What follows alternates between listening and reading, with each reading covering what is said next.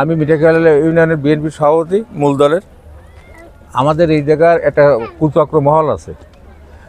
Sujan মোল্লাকে image নষ্ট করার জন্য এরা বিভিন্ন কাজ করতেছে। এই ঘের কাটার ব্যাপারে সুজন মোল্লা কিছু জানে না।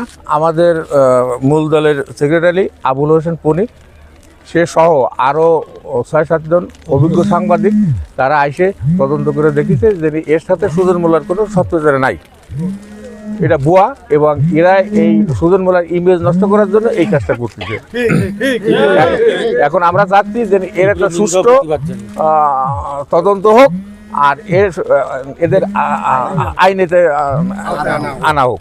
14/4/2026 তারিখে সাহেবেরমাঠ গ্রামে একটা ঘের কাটা নিয়ে কেন্দ্র করে সুজন মোল্লার দিকে অভিযোগ তোলা হয়।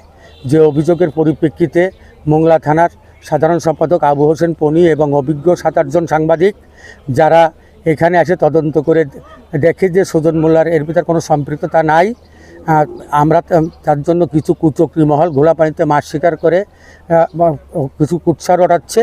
আমরা তার তীব্র নিন্দা ও প্রতিবাদ জানাই। তার হেয় করার জন্য এই কাজটা করতেছে। গত মঙ্গলবার সাহেবরমাঠ গ্রামে ঘের কাটাকে কেন্দ্র করে একটা ঘটনা ঘটেছিল। সেখানে মোংলা থানার সেক্রেটারি আবু হোসেন পনি আরও সিনিয়র সাংবাদিককে নিয়ে এখানে সরজমিনে তদন্ত করেছিল।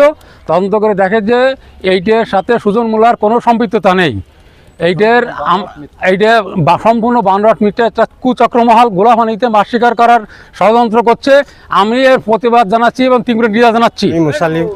মুসালিফ ফজলুর রহমান, প্রাক্তন প্রধান শিক্ষক এবং বর্তমান মিঠাখালী ইউনিয়নের কৃষক দলের সাধারণ সম্পাদক।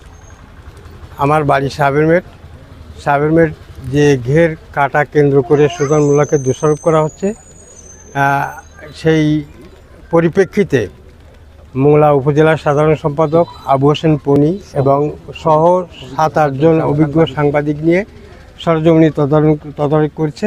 দেখা গেছে সুজন মোল্লা এর সাথে কোনো সম্পৃক্ততা নাই। এক দল কুচক্র মহল এই ষড়যন্ত্রমূলক কাজে লিপ্ত হয়ে ঘোলা পানিতে মাছ শিকার করার জন্য এরা এই পরিকল্পনা করছে।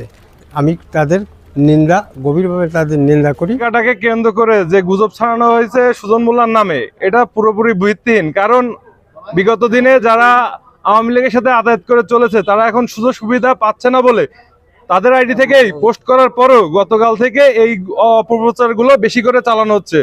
আমাদের পোস্টের অনেক হেভিওয়েট নেতা তারা আইছিল মিঠাখালী ইউনিয়নে খাওয়ার জন্য, কিন্তু সুজন মোল্লা তাদের খাইতে দেয়নি, যে কারণে তারা এ ধরনের সুজন মোল্লার নামে বিভিন্ন অপপ্রচার চালাচ্ছে।